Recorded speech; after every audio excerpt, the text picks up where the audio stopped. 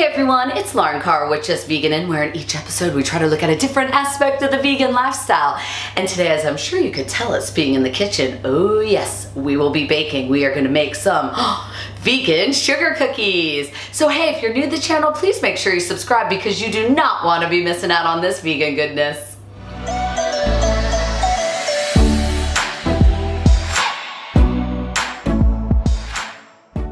Alright, so I'm gonna say this is more of a beginner's baking video because really you're kind of learning with me because I'm so new to baking, but I am very enthusiastic about it and very willing to learn. Now, I'm not sure if you saw one of my last baking experiences, made a little mistake, but figured out how to fix it. It's in the card above if you want to check it out. So hey, we're learning together, we're in this experience, you know, I mean baking, it's all about having fun, right?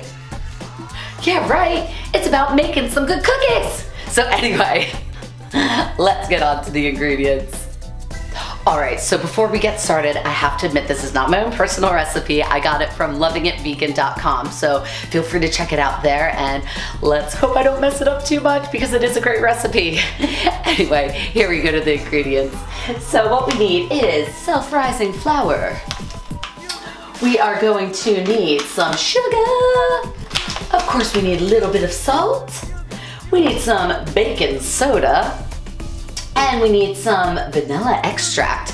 Now, I am gonna be throwing in some almond extract, but I do hear that this kind of adds a bit of a marzipan flavor, so if that's not something you like, leave this one out. And of course we need our vegan butter. Now I'm gonna use the sunflower spread, but whatever butter you choose that is vegan, throw it in there. And of course we need our milk substitute. I'm gonna use this lovely tiger nut milk, which kind of reminds you of a rice milk, so I find it a little bit sweeter. You could use soy milk, almond milk, kind of whatever you would like.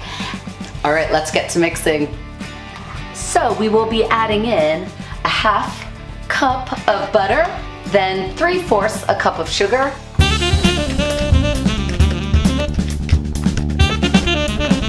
and half a teaspoon of vanilla extract, and 1/4 a teaspoon of almond extract. In another bowl, we'll be adding 2 cups of self-rising flour, a teaspoon of baking soda, 1/4 of a teaspoon of salt. And now it gets to the very exciting part where we mix the dry ingredients with the wet ingredients and add that milk alternative. We will be adding 2 tablespoons of the milk alternative. So it does say to mix together by hand, but as you can tell, I got a bit of a broken paw still. So I'm gonna use a spoon and let's hope it turns out. So the hopes is that this mixes together into a nice dough ball. I might have to add a little bit more of that milk alternative. All right, I think it's time that my good hand gets involved just to try to get it into that nice big dough ball.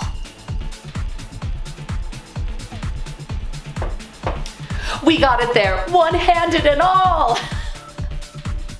So what we're gonna do now, we're gonna throw a little bit of flour on our hands and a bit of flour on the board here because we are gonna take that dough, boom, and we're gonna roll it out with a rolling pin. Now I have to get a little bit creative because I realized I don't have one.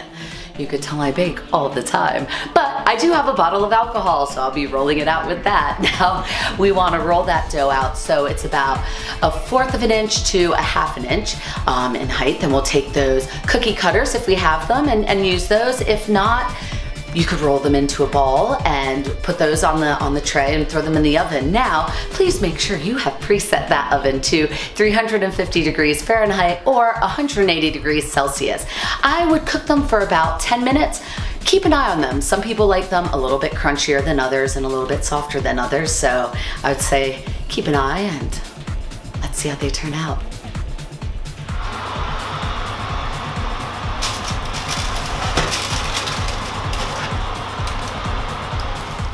All right, so on to the best part of baking is when it's finished and you get to enjoy. Yes, success, it tastes delicious. Yes, they turned out. Now, if you would like to get a bit more creative with them, please feel free to add sprinkles or icing. Now, most store-bought icing is vegan because basically it's made out of sugar, but just double check, but most of it is.